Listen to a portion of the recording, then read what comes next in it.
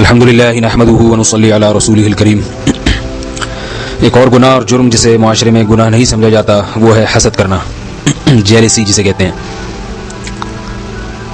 حسد کا مطلب ہے کسی کے پاس کوئی نعمت ہے تو اسے دیکھ کر آپ خوش ہونے کے بجائے جلنا شروع کر دیں، اور آپ کے دل میں یہ تمنا پیدا ہو جائے کہ کاش اس سے یہ نعمت چھن جائے، نہ رہے اس کے پاس۔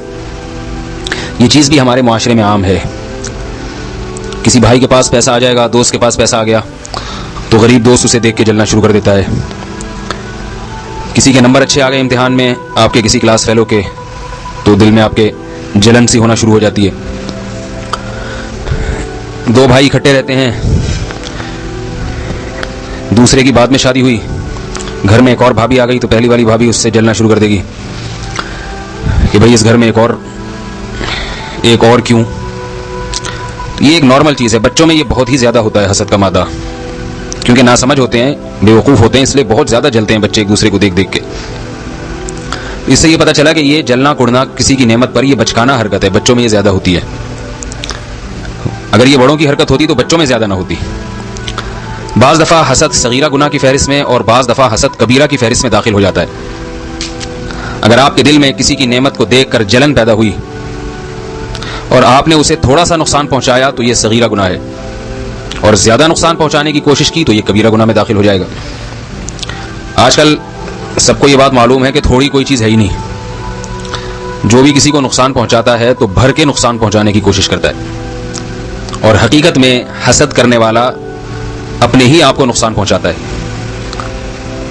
یہ جیلسی اور حسد اتنی بڑی برائی ہے کہ اس سے بڑی بڑی برائیاں جنم لیتی ہیں۔ قرآن مجید میں ہے ام یحسدون الناس علی ما آتاہم اللہ من فضل۔ یہودیوں کو سب سے زیادہ حسد رسول اللہ صلی اللہ علیہ وسلم پر ہوا کہ ہم دنیا کے امام تھے، موسیٰ کلیم اللہ کے ماننے والے، یہ عرب کے بدو جنہیں لکھنا پڑھنا نہیں آتا، ان میں خدا نے پیغمبر کو کیوں بھیج دیا؟ تو اب ہمیں ان کو مقتدا اور رہبر ماننا پڑے گا تو ہم چھوٹے بن جائیں گے اور عرب بڑے ہو جائیں گے۔ اسی جیلسی میں، حسد میں انہوں نے ایک سچے نبی کا انکار کیا اور ہمیشہ ہمیشہ کی جہنم کے مستحق بنے۔ تو اللہ تعالیٰ نے اہل یہود اور اہل نصارہ کے اس حسد کا بھی قرآن مجید میں ذکر کیا ہے کہ یہ محمد صلی اللہ علیہ وسلم سے جلتے ہیں۔ ہاں، بہت سے ان میں ایمان بھی لائے اور بہت سے جیلسی کی وجہ سے انکار کر بیٹھے۔ تو اب سوچ لینا چاہیے کہ حسد کتنی بڑی آفت ہے کہ جس سے انسان بسا اوقات ایمان کی نعمت سے محروم ہو جاتا ہے، پیغمبروں تک کا انکار کر دیتا ہے۔ یہ اتنی بڑی برائی ہے کہ قرآن مجید میں باقاعدہ ایک سورت نازل ہوئی حاسدوں کے شر سے بچنے کے لیے۔ قل اعوذ برب الفلق من شر ما خلق ومن شر غاسق اذا وقب ومن شر النفاثات في العقد ومن شر حاسد اذا حسد۔ فرمایا نبی آپ اللہ سے پناہ مانگیے حاسد کے شر سے جب وہ حسد کرنے لگے۔ اب یہ ایک ایسی چیز ہے، بسا اوقات اس پہ انسان کا کنٹرول نہیں ہوتا، غیر اختیاری طور پر انسان کے دل میں کسی دوسرے مسلمان کے خلاف جذبات بھڑکتے ہیں۔ اس لیے علماء نے لکھا ہے کہ اگر کسی کو نہ چاہتے ہوئے بھی دل میں حسد پیدا ہو گیا، اس کو افسوس ہو رہا ہے، وہ پریشان ہے کہ میرے دل میں حسد کیوں ہے، لیکن پھر بھی ہو رہا ہے، تو انشاءاللہ وہ گناہگار نہیں ہوگا، کیونکہ غیر اختیاری چیز ہے۔ بس وہ اس کے تقاضوں پر عمل نہ کرے، یعنی جس سے حسد ہو رہا ہے اس کو نقصان پہنچانے کی کوشش نہ کرے اور اپنے علاج کی فکر میں لگ جائے۔ اب اگر آپ کو کسی کی نعمت دیکھ کر آپ کے دل میں جلن ہوئی تو اب آپ نے کچھ کام کرنے ہیں جو شریعت کا حکم ہے۔ پہلا کام یہ سوچنا ہے کہ بھائی تقدیر میں جو چیز لکھی ہے وہ ٹل نہیں سکتی۔ اگر اللہ نے آپ کے کسی بھائی کو، کسی بہن کو زیادہ نعمت دے دی تو یہ اس کی تقدیر کا حصہ تھی اور یہ چیز اس کو مل کر رہنی تھی۔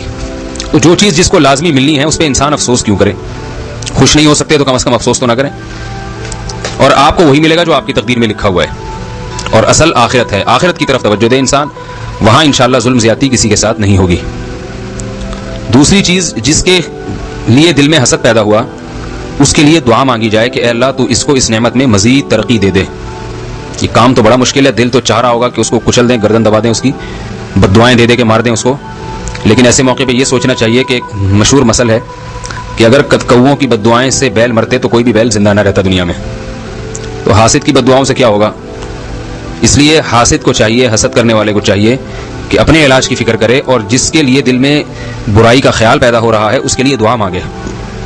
اللہ سے یوں کہے کہ اللہ تو نے اس کو، میرے اس بھائی کو دولت دی تو تو اس کی اس نعمت میں مزید ترقی عطا فرما۔ دل تو جلے گا لیکن اس سے آپ کے دل میں حسد کے خیالات ختم ہو جائیں گے، اور جس کے لیے دعا کر رہے ہیں اس کی محبت دل میں پیدا ہو جائے گی۔ تیسرا کام، جس سے حسد ہے اس کی برائی یا غیبت کرنے کے بجائے لوگوں کے سامنے اس کی تعریف کی جائے. دل تو نہیں چاہے گا یہاں بھی، لیکن اللہ کے لیے اگر آپ یہ کام کریں گے تو انشاءاللہ آپ کی اس بیماری کا بھی علاج ہو جائے گا.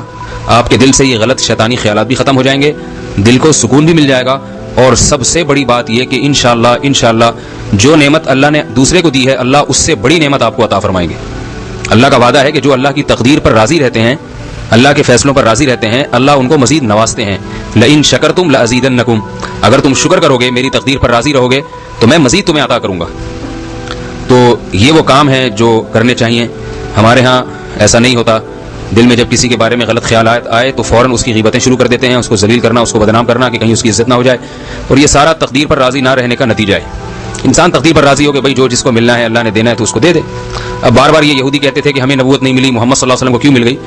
تو اللہ نے اس کا جواب قرآن مجید میں دیا، ہم یقسمون رحمت ربک، کیا اللہ کی رحمت تقسیم کرنے کی ٹھیکیداری تمہارے پاس ہے؟ کیا ذمہ دار تم ہو؟ تو اللہ کی دین ہے، جس کو چاہے دے دے. پھر اللہ نے قرآن میں فرمایا کہ ہم دولت جس کو چاہتے دیتے ہیں. تمہاری مرضی سے دولت تقسیم نہیں ہوتی تو نبوت کیسے تقسیم ہو سکتی ہے؟ تو حالانکہ دولت تو نبوت کی نسبت بہت ہی کم درجے کی چیز ہے. تو تقدیر پر اگر انسان راضی رہے کہ جو میری قسمت کا ہے مجھے ملے گا، جو اس کی قسمت کا ہے اسے ملے گا، تو پھر یہ فاسد خیالات انسان کے دل میں پیدا نہیں ہوتے. رسول اللہ صلی اللہ علیہ وسلم نے فرمایا، حدیث میں آتا ہے کہ لا تحاسدوا ولا تباغضوا، اے مسلمانوں ایک دوسرے سے حسد نہ کرو، بغض نہ رکھو. وکونوا عباد اللہ اخوانا، بھائی بھائی بن کے رہو، دوسرے کی خوشیوں پہ خوش ہوا کرو، پریشان نہ ہوا کرو. کتنی پیاری تعلیمات ہیں. اللہ ہم سب کو ایسا ہی صاف دل عطا فرمائے. اور ایک روایت میں آتا ہے کہ حسد نیکیوں کو ایسے کھا جاتا ہے جیسے آگ لکڑی کو کھا جاتی ہے. پہلے ہی ہمارے اعمال میں نیکیاں کم ہیں، اوپر سے دوسروں سے جل جل کے کڑ کڑ کے اپنی نیکیاں اور برباد کریں تو یہ تو بڑے گھاٹے کا سودا ہوگا. اللہ تعالی ہم سب کو اس بیماری سے بچنے کی توفیق عطا فرمائے. وما علینا الا البلاغ.